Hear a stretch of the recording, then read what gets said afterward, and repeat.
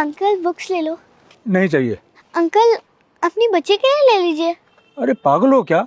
अरे हम जैसों के बच्चे तुम जैसे बच्चों के हाथों से ये लेकर किताबें पढ़ेंगे? जानते हो कि इनका स्टैंडर्ड कितना ऊंचा है? इंग्लिश मीडियम है इनका, महंगी महंगी किताबें हैं इनकी, हिंदी की किताबें नहीं पढ़ते हैं ये लोग।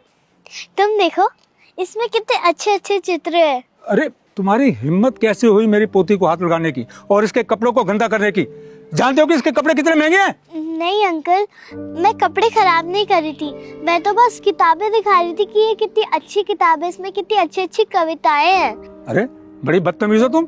अरे एक बार में तुम्हारी समझ में नहीं आया? चलो यहाँ से, आओ यहाँ से। गवार कहीं की आ जाते हैं कीड़े मकोड़े बन के परेशान करने के लिए, सारा मूड ही खराब करके रख दिया। जैसे ये गंवार और वैसे इनके माँ बाप भी गंवार, छोड़ देते हैं मरने के लिए रोड पे। ले कटोरा हाथ में चल दिया हूँ फुटपाथ पे, अपनी रोजी रोटी की तलाश में। मैं भी पढ़ना लिखना चाहता हूँ साहब, मैं भी आगे बढ़ना चाहता हूँ साहब, मैं भी खिलौनों से खेलना चाहता हूँ साहब। रुक जाता हूँ देख के अपने हालात को, क्योंकि साहब मैं अनाथ हूँ। फुटपाथ से ही शुरू होती है मेरी जिंदगी, खत्म होती है वहीं। मैं इसी चौराहे का राजा और इसी चौराहे का रंक। जब कोई हम उम्र को देखता हूँ गाड़ियों से जाते हुए, तो खो जाता हूँ उसी के ख्वाब में। अब नहीं रहता किसी का आश्वासन या विश्वास, मैं बस 2 वक्त की रोटी की तलाश में फिर से खड़ा हो जाता हूँ उसी फुटपाथ पे, क्योंकि साहब मैं अनाथ हूँ।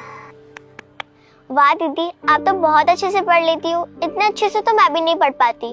मैं इंग्लिश मीडियम में पढ़ती हूँ, लेकिन मेरी हिंदी बहुत ज़्यादा कमज़ोर है। आपने हिंदी पढ़ना कहाँ से सीखा? मुझे भी आपकी तरह हिंदी पढ़ना सीखना है।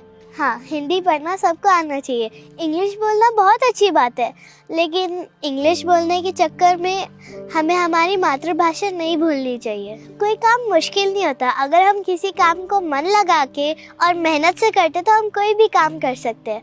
और अगर हमें कोई काम मिलता है तो हमें उसे दिल से करना चाहिए। और मुझे तो पढ़ना लिखना बहुत पसंद है, तो मैं दिन भर बुक्स पढ़ती रहती हूँ, इसलिए मुझे सारी लैंग्वेजेस आती है। वाह दीदी, आप तो बहुत स्मार्ट हो। मुझे भी आपकी तरह सारी लैंग्वेजेस सीखनी है। सॉरी बेटा, मुझे माफ कर दो। मैंने तुम्हें समझने में बहुत गलती की है। मुझे तुम्हारे साथ ऐसा नहीं करना चाहिए था। मैंने तुम्हें अनाथ समझकर तुम्हें धक्का दिया, तुम्हारे साथ मिसबिहेव किया, तुम्हारी बेइज्जती की। और बेटा, मुझे पता नहीं था कि तुम पढ़ाई लिखाई में इतनी अच्छी हो, पर आज तुमने मेरी आंखें खोल दी हैं और मुझे ये एहसास करवा दिया है कि किसी को भी उसके रंग, रूप और हालात के बेसिस पे जज नहीं करना चाहिए।